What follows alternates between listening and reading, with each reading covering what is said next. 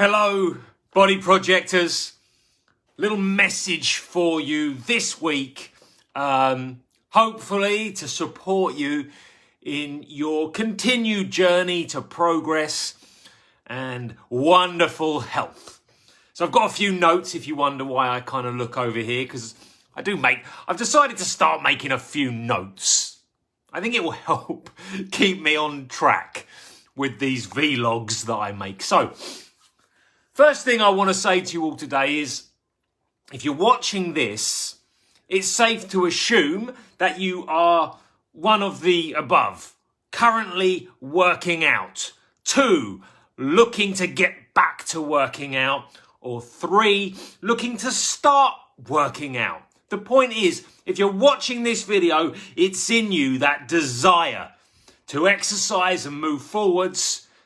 And if that's the case, I am incredibly proud of you. It's as simple as that. I'm proud of you because you know what? Less than 5% of the population, and I'd imagine it's not even that, are currently taking on that sensational decision to work out, to move their bodies. It's tough to do this regularly. We've got to find the space in our lives to do this.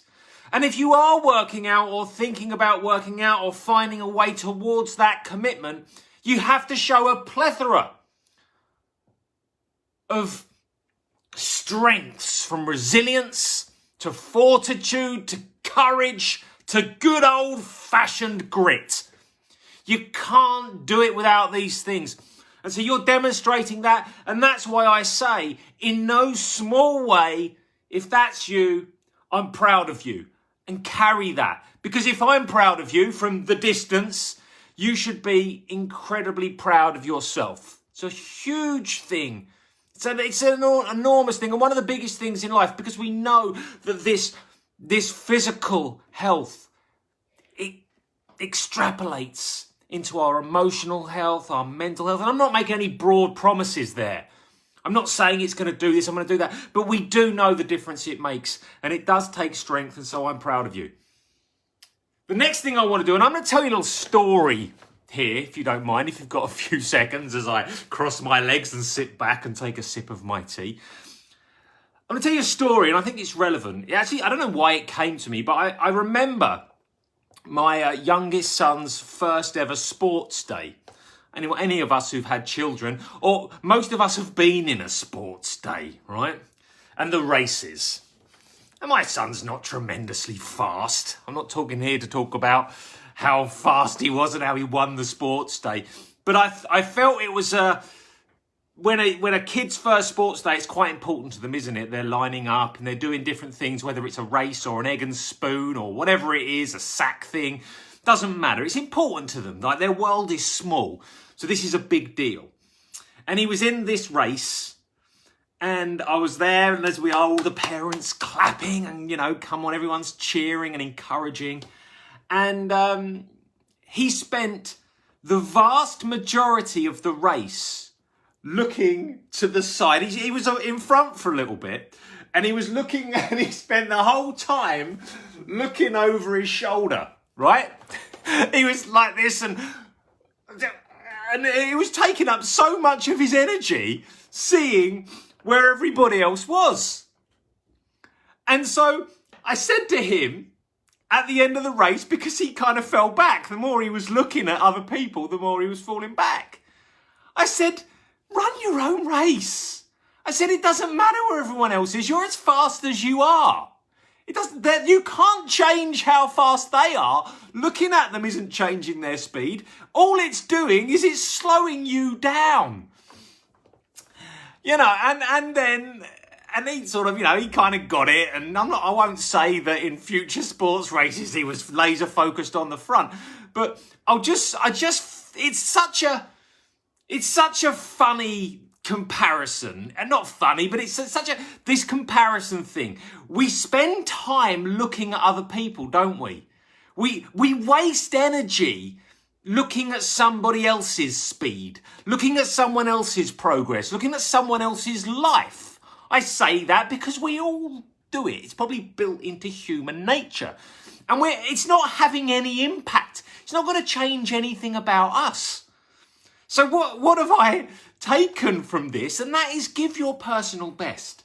And it really doesn't matter how that compares to anybody else's. It's certainly not going to change their personal best. It's only going to impact yours. When you look over your shoulder or to your side or wherever it is you're looking, the only person that you're impacting is yourself. You're withholding your personal best, your capacity to run at your best speed by using some of your energy to look at others. And I know that's easier said than done, and we can see how much that instinct is built into us when a small child who knows nothing really about life much at all yet, but they're still more interested in how fast other people are running than themselves. So I think we can give ourselves a little forgiveness, which takes me on to the next point, when we do these things, but also with a comprehension of the ludicrousy of it. It's ludicrous. It's absolutely ridiculous to be looking over our shoulders because we only detract from our own potential by doing that. And even if our goal was to detract from others' potential, which hopefully it isn't, we couldn't do that anyway. I'm sure my son was trying to slow them down with his mind as he was looking. That was probably his intention. I'm not saying I'd ever do that, but anyway. So there we go. So that's the first thing I want to say. I hope that look, we talk about comparison in different terms a lot. I love to find stories that highlight the outrageous ridiculousness of it. Right? Because it just is. So then the second thing I want to say to you this week, third thing, doesn't really matter, does it? Is forgive your mistakes. Forgive mistakes. I would say that forgiving mistakes is one of the most important things in progress that we could undertake because you are going to make them. We will come across an occasional robot whose levels of discipline, self-control, single-minded determination is such that they never fall off or go off track or anything. But you've got to remember that everything in life has a price. That single-minded focus means that we don't open our vision. So our vision's closing to here. We think about if you wanted to be... I'm sure if you asked Roger Federer, I don't know Roger, but I'm sure Roger would say it required a tremendous amount of tunnel vision, ignoring other things around him. There was a price to pay to become the world's greatest tennis player. It wasn't free. I'm sure he never missed a session. I'm sure he never went off track from, maybe he did, but he probably still did. But so we will go off track. We will make mistakes if we are not this. If we are a little this. Maybe you do some stuff in... If you've just tuned in and you're just watching, someone recommended Team Body Project to me. I'm going to go and check them out. Let me just go, I can see they're live at the moment. They're a great recommendation. And then here they arrive and there's just me doing this. But you get what I mean. When our lives are lots of things, we're going to make mistakes. We're going to go off track because we've got so many things that we're trying to calculate. So it's not about not making mistakes. You could argue that when I order my second glass of wine, it's not strictly a mistake. It's a very deliberate action. But still, if my goal was to not have more than one glass of wine, I would consider that to be off plan. So let's just, for argument's sake, call that a mistake. Let's just call it a mistake. But it's a very deliberate action. I did it on Mother's Day for Alex. But, what we've got to do is we've got to offer ourselves forgiveness. Because if we think about that, my goal was never have more than one glass of wine in a single night for the first 6 months of 2021 or something like that. So just try and kind of moderate that. I love a glass of wine. I love the first glass of wine.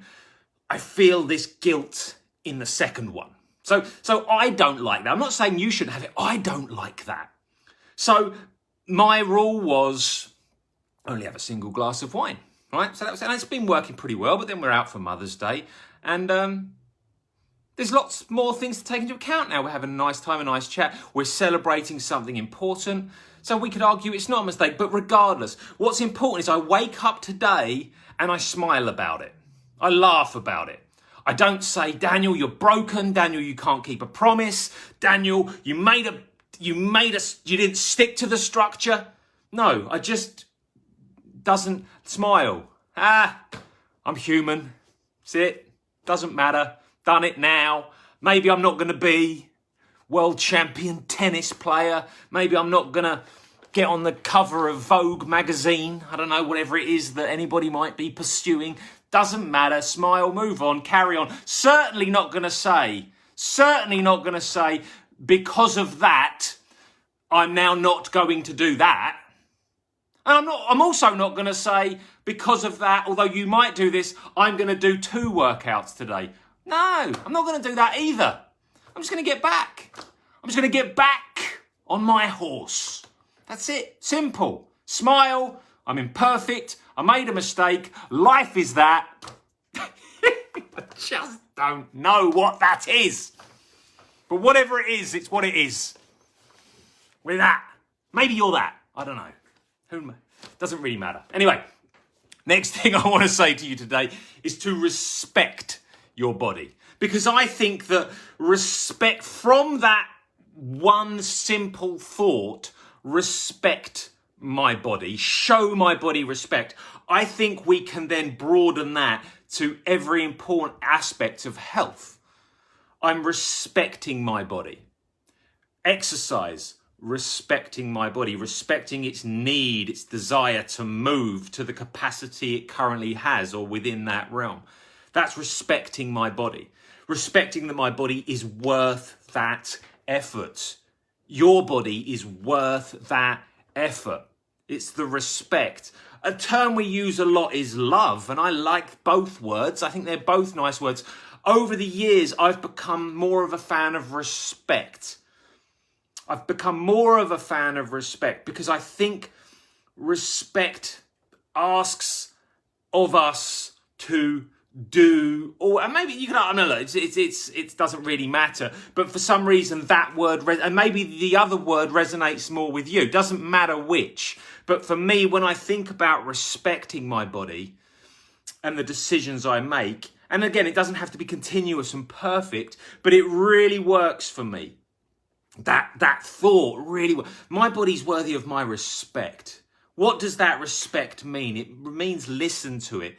It means give it what it needs. It probably even means love it. Yes, it means all of these things, doesn't it? When we respect our body, I think it's such a key thought. Not putting it down. Not saying my body isn't good enough or I should be able to do that. Or I'm just taking a moment to say, wow, this is incredible. This is amazing. Look at this body that's beating my heart, oxygenating my lungs. Everything I do, from walking in the sand and with holding the hand of somebody I love, to cuddling, cradling a child, to whatever it is that we've done in our lives, it's done with our body. So we've got to respect it, because wow, does it respect us? You know how much it respects us? Keeps us alive. It believes we're worth. I mean, how hard is it for your body to keep getting that blood all around your lungs? Blood all around your body. And your lungs oxygenating. I mean, your body's got to work hard. Boy, does it respect you. Does your body love you? It wants you here. It wants you to be the best you can be. So let's just give that back. Let's give that back. Wow, my body wants, it so wants me. Like your body's goal is that. To keep you alive. That's what you're, so when we then, that's the message our body's giving us. It doesn't have to say anything. We know that's the message of our body to us because we're here listening and watching and talking. When we then say back, and look, I know, because I've had health things come up where I felt that my body has let me down, and there's going to be people that are on a majorly different spectrum of that to me, so I'm not here to assume anything, but I know how it feels, and I've spent many times being down on my body, upset about my body, and so I get it. I'm not self-referential here. I understand. I've been there, and I still have to fight that battle a little myself. Right? There's things that can frustrate us about our bodies, without a doubt. But I think that when we make that two-way relationship and we realize what our body is giving us and how it wants us to be, it wants the best for us inherently, silently, doesn't need to be said. We've got to give that back, that respect. And I think that, and actually when I come to it, and I'm sorry if I'm kind of just going in circles here a touch, but I think that's part of the reason why I prefer the word respect when I really think about this a little more deeply to love, is that for some of us that's a hard thing at different points in our lives. Maybe there's been a chronic health issue. Maybe there's been something that would be, I'm not going to give lots of examples because I know there's different types of pain and trauma, and so I'm not going to, examples aren't fair or right, but I think I can understand why it's sometimes hard to give the love, but respect, I think we can do that. I think we can respect what our body does for us. And how do we respect our body? We put a predominance of good foods in it. We nourish our body with a predominance. And I'm not saying always, but a predominance. We move our body. We move it to the capacity it has. Our body doesn't want to be just typing at a computer. Our body wants to open and reach and step and feel all these wonderful things. And it's that wonderful synergy now we're building, and the support grows, the respect, if you like, between body and mind and spirit and heart grows. That might sound a little grandiose, I understand that, but some things are as they are. Some things are a truth. And actually, even though I think we overuse certain terms and words and actually it sort of detracts, that sometimes that is the case. That is the case. The truth does sound a little big, a little grand, but it's what it is, so it has to be said. That relationship will flourish with you and your body. That respect will grow. And it's a kind of the opposite of an ever-decreasing circle. It's an ever-increasing circle, isn't it? It just keeps on getting better and better and better. I think I've got my point across. I hope I have. Anyway, the next thing, self-belief. This is the last thing today. 5. We got 5 things. Self-belief. Self-belief. How important do I think self-belief is? And again, I know it's a hard thing to find. I know that there are so many scars that can stand between you and believing in yourself at that deepest level. I get that. I understand that. But I believe that there is, that, look, let's say that my voice, because you're working out with Team Body Project, has an impact on you. Let's just say me believing in you. And I do believe in you. And I know that you might think to yourself, well, hang on, I don't know Daniel. He doesn't actually know me. How can he believe in me? I believe that you are one of a kind, never to be seen again, completely unique, with contributions that only you can make. I know that about you simply by virtue of you being a human being. There's none other, that the mold is broken. So I know that. I know we have some people show, demonstrate, manifest, whatever word you want, everything about their potential, and others we keep it inside and everything in between. But what I know is there's things that you are capable of that I'm not capable of, that I could never dream of, and that's the case for everybody. So I believe that about you without having to know you. I know that's true. If we can get back to that point about comparison, if we can draw ourselves away from thoughts of comparison and being in that running race and looking at others, I think deep down we all know that's true. There's something special about all of us. There's something that we can all contribute that nobody else can. That's magnificent. And that's where my belief comes. But my voice, if you take my voice seriously, and some might argue you shouldn't, but if you do, you might hear me for at most 30 or 45 minutes a day. Maybe it's Alex, maybe it's somebody else, and that has an impact. They're words that you're hearing. And maybe you have loved ones that we could say is more than that. But the voice inside of you, we can call that self-belief. The words that you are delivering to yourself. Well, that's 100% of your life, every single day. Every single day, that's 100% of your life. The words that you are saying to yourself. And that's incredibly powerful. That is your relationship. And a lot of the stories we tell ourselves, we know aren't even true. They've just built up over time. You've got to find inside of you, because it's there, that self-belief. And I'm not saying that I wake up in the morning and all of my words are positive ones. No, it's an ongoing dialogue throughout my life. And I'm certainly not the finished article. If it ever sounds like I'm saying that, please just stop me immediately. But what I do know is there's a dialogue. Imagine there's a good Daniel and a bad Daniel, you know, like them old cartoons, Tom and Jerry, and there's that on my... And I know that I have to proactively and consciously choose the good, to listen to that side of me and to encourage that side of me and say, hang on, that one's true. And none of us are, remember, we're all flawed. I get that. What we have to remember is that whether it's from others or from ourselves, there is absolutely no shortage on earth of constructive criticism. That is not in a shortage. People love to give constructive criticism to others, and they love to give it to themselves. Maybe not even with the constructive in front of it, but there's certainly no shortage of it. Everywhere I look, I see criticism. So I'm not seeing a shortage of that. I think we're quite aware that we're flawed. I think we're quite aware that one another are flawed. I don't think any of us are under any illusions about that. What I see is not a shortage of criticism.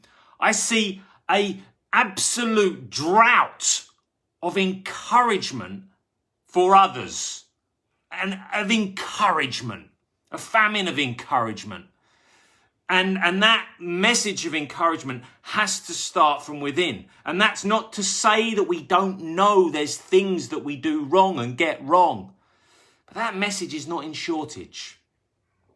The message that's in shortage is belief, encouragement, that self-belief. It's so important. I know that's a hard thing because I'm asking something of you that might be changing. And maybe you have it. And so if you have, this doesn't even need to be said. But if you don't, I understand this is the biggest challenge. I'm asking a lot of you. This is to find that self-belief in a lifetime is harder than even Danger Zone 2 or one of Alex's level 5 workouts. There's no comparison. We're talking about one of the greatest, the Mount Everest, if you like, of progress, is to find that self-belief, that deep within, the noise is gone. Yeah, I've got some great things, and I'm going to show the world them great things, and I'm going to start by showing myself those great things. Doesn't actually matter about anybody else, but let's start with showing myself. Anyway, they're the messages for you today. I always hope to get them over more succinctly than I do, but often I kind of, as I'm talking, things come into my mind as we're having, it's like, see it as an open discussion. It's not me writing everything down and planning what I'm going to say. It's really, as I'm talking to you, I'm thinking about how these things might play out in our lives in reality, not in cloud nine, where, it's easy for me to just say, right, believe in yourself because you're wonderful. Well, it's a bit more complex than that, isn't it? Like, I'm not doing you any favors if I just say that, because you're going to say, I don't believe in myself because I feel these things, I get the negative. Yeah, I get it. I'm not asking something easy. I'm asking a Mount Everest thing of you. But I know what it could mean if more of the internal messages are powerful and believing and loving and accepting and respecting. I know what that could mean. And maybe at the moment you're 20% positive, 80%. And if I can just move that needle to 30% positive and 70% isn't as good, I'm seeing progress. I'm seeing we're getting there. One day we're going to overwhelm. We're going to change so you're not going to go from here to here. That's ridiculous. And it would be it would be dangerous of me to ask that of you. But what I am saying is move the needle. Move the needle, and it's going to be consciously moving the needle. It's not going to happen. Your subconscious, like I said, that constructive criticism is built into us as human beings for one another and for ourselves. So we just need to move that up. One day, one fine day will be more is that belief. More is that self-encouragement. More is that I can. More. Never 100%. These are pipe dreams. But more of it. The same as we go with a workout. We start off here and one day we're going to get here. But we don't go from workout 1 to workout 150 on the difficulty level. We take little steps towards that outcome. Little steps towards it. Little improvements, little 0.5% here and there. Even if today you just have one moment where you step back from the self-talk, and we can talk specifically about exercise. I see a lot of people saying they look in the mirror and they get down on themselves and frustrated.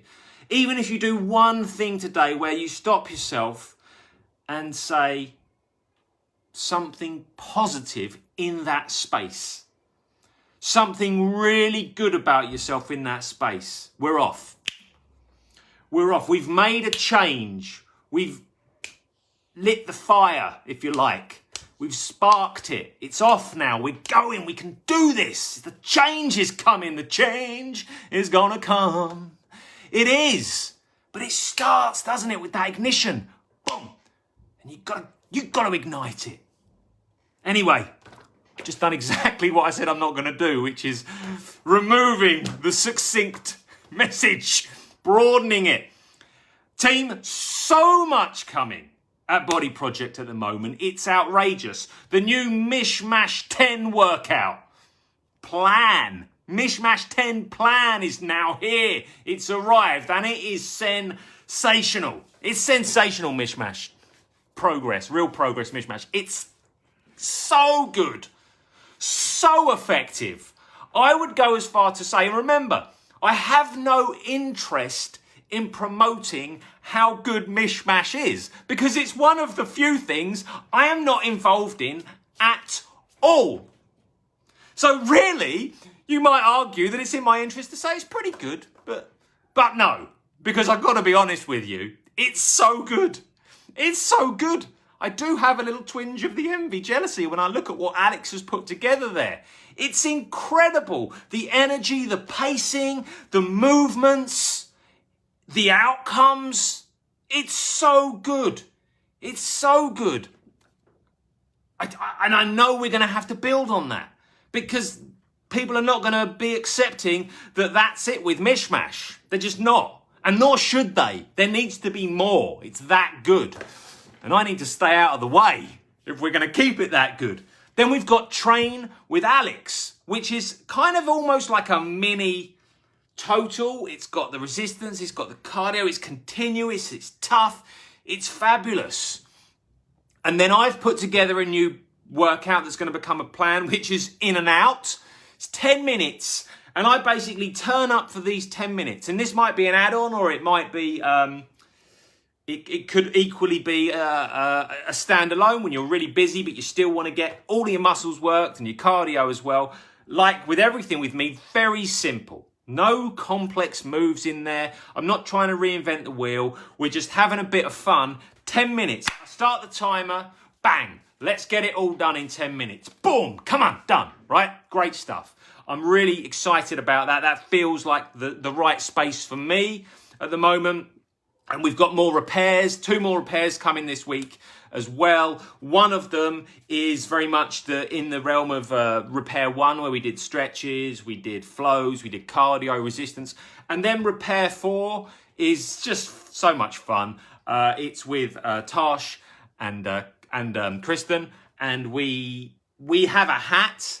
So we're going for a walk. We go for a little walk, and then I've got a hat. And I give them the hat, and they pick an exercise out of the hat, and we do that for 30 seconds. And philosophically, this is important, because what I'm trying to show is movement is good. It doesn't matter. All the, yes, we've got science behind it and we need to work this muscle and then that muscle and this balance and then that balance. We've got all of that. It's all in Body Project. But what I want to show you is that sometimes pick the exercise out of a hat and smile and just do that. And it made it great fun. It was exciting to see what was coming next. It was wonderful. And we were all disappointed that the timer ended, that we'd done the 30 minutes. Like, we all could have just kept going. Like, what's coming next? And and philosophically, that's such an important workout to me. And when I think about Body Project and what we're trying to develop and the different areas that me and Alex approach, Alex is so good at creating better and better progressive workouts, different moves, different all of them things. And so she's a master at that. I think she's the best. At, because it's just so natural to her. She can just put these amazing workouts together. She has the capacity to do that and to edit it and change it and make it work for everybody. Whereas my passion lies less in movement, but more in why we would move and how we can keep going and as the years have gone by, we've kind of naturally moved more to the space that we feel more excited about, right? If we flipped it, and this is the beautiful thing, and this comes back to that personal best, doesn't it? And this personal magnificence. If we flipped it, you'd be putting the fish in the tree, right? If you tried to make me this, where Alex is so masterful, well, I'd now be a fish in the tree because that isn't me. Does that make me less magnificent? No, of course it doesn't. And that's my whole point. We just got to recognize, and therefore I compare myself to Alex. How do I compare again? Is there any way I can do that? It's a wonderful example, actually, of the importance of this message that we spread. Well, yeah, on that particular vertical of creating, and I work in the fitness industry. We work in the same industry. I would feel bad if that was my view, but that's not how I view things. That's not my strength. That's not my goal. And hers, if she was to do mine, I'm sure she could probably do this better than me as well. But it doesn't matter. But it still wouldn't matter because I'm the best of me and you're the best of you. And I need to stop repeating myself. Team, it's been wonderful talking to you today. And yeah, I think that's it really. Stay magnificent, stay strong, keep doing what you're doing. If you're here, we started, you're part of that 5%. You are everything that I want you to be proud of you, which is you're turning up, you're respecting your body. That's it. That's what makes Daniel proud, is that you are still here with us. If you're marching, if you're pushing hard, if you're pausing, please know my pride remains unchanged because I know that consistency, I know it's hard, I know it requires resilience and discipline and fortitude and courage, all of these things. That's all I ever ask, is for you to keep turning up. I'll see you next time. Have a great week.